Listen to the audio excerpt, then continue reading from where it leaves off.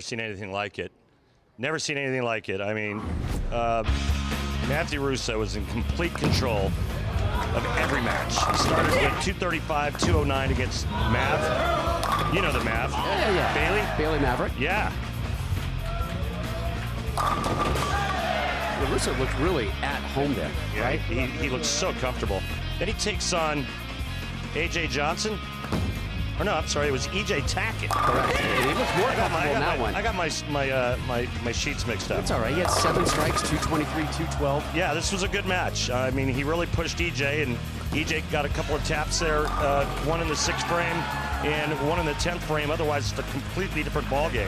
Now, the semifinals, he just rolled AJ Johnson, right, by 40 pins, had 10 strikes, including the last 7. Yeah, it was a roasting. Here comes AJ Johnson's first open. Or no, I'm sorry, that was his last open. He missed a 2-8, and he was over.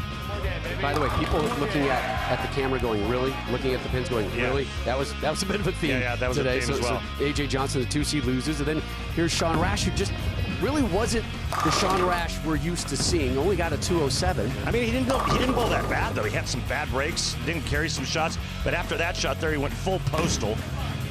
And then Matthew Russo leaves back-to-back 2, 4, 6, 7 10s. He covered it in the 9th. And everybody had written Sean Rash off. And the next thing you know, Sean has to come back to the set because he's like, wait a minute. Yeah. Well, Russo had to make that again. Didn't happen. Sean wins. Sean thought it was done. His dad was in Everybody attendance. thought it was done. Everybody did. Yeah, he was down. He was slouched. He was over. He was upset. He was angry. But in the end, Sean Rash moves on as the number 1 seed. So that was 3 straight 1 seeds moving on here at the PBA Players Championship. That would end in the Southwest, and we started the Southwest with the bosom buddies, right? The close guys, Kyle Sherman, Tom Hanks, and Brad Miller, taking on each other, and the Bald Eagle. The Bald Eagle. Brad Miller, right? Had some. Yeah, that was that kind of day, and Mr. Perfect. Kyle Sherman able to win it by 8 pins. A lot of 9s in this match for both players. 2, 4, 6, 8, 10 9s between the two, and Kyle holds on 213, 205. And then Frankie Law comes in after just a stellar campaign last year, and Frankie really couldn't get things going. He ended this one with a 209. Yeah, he really never found it. Made a bad shot on the left lane when he left the 3, 6, 9, 10, and Kyle Sherman got off to a really quick start. He went double 9 spare and then 5-bagger, and that was all she wrote. Remember, though, Sherman kind of struggled in the late stages of that match, and then struggled in the beginning of this showdown with 2 seed. Vamos, Arturo Quintero. Vamos, vamos, amigo, vamos. Well, Arturo got on him early and then never let him up. He went 3-bagger, 9 spare, double. 7 spare, 3-bagger, game over. And the man from Mexico City was going to bowl for this region's title, taking down Kyle Sherman. And so now it's a match, all international matchup. Dom Barrett from England, Arturo from Mexico.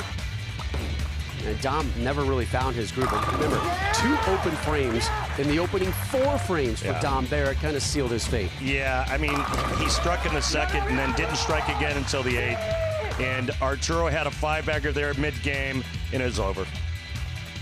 Vamos, vamos. Right? It's pretty fun to watch that. Oh, it's so great to watch. 2 just dramatically different endings to the Midwest and the Southwest. So Sean Rash, Arturo Quintero, they both survive, and they are both standing by with Kimberly Pressler. Kimberly? Thanks, guys. Arturo, I love how excited they are for you heading to your first ever major. So you got your pro card in 2003, and you have traveled all around the world competing, but this is the first time ever you're heading to the finals of a major.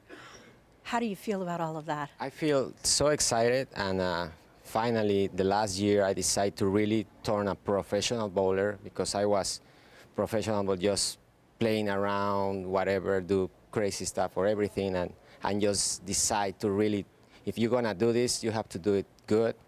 And now it's the results of all my work and effort, and I'm really, really happy right now. Well, congratulations. You're definitely seeing your hard work paid off, and we'll see you next week. Thank you. And Sean, it was a little bit different for you tonight because you thought your night was going to end early, and you actually walk away with the win. So what do you got to do mentally to just wash this beside you and move on to the Players' Championship Finals? Yeah, Kimberly, it definitely was an emotional day with stuff at home with family stuff, my dad's birthday, the emotions of bowling for a major, all that kind of rings up into your mind, my anxiety, you know it. But first of all, I want to just apologize to Matt Russo here for my outburst there before he got up to throw his first shot there in the 10th. Nothing directed at him. It's just me being me and vocal and outbursting and whatever. It is what it is. Matt bowled phenomenal today and has already been a proven champion and will be a proven champion for years to come. But, you talk about what's going to be next. It's to go home, practice, be with my family, change diapers, and be a dad, and then be right back here in a few days and be ready to bowl against 4 of the other best players in the world bowling for the Players' Championships. Congratulations on heading to another finals and a major. Thanks, Kimberly. All right, let's be clear. You and I, yeah, big fans of Shawn Rash. Absolutely. I love him as a human being. I admire his emotion and his energy and his passion, but it was definitely misplaced at a certain point in that match, and you get the sense there might be some real ramifications coming his way. There's no question about it. I know that Commissioner Tom Clark is going to levy some heavy fines on Shawn Rash. My whole question is, look, there's no secret out here that Shawn does not like urethane, specifically one type of urethane bowling ball. And I'm not sure he's the only player that feels that way. However, my big question is, what was the intent of his outburst?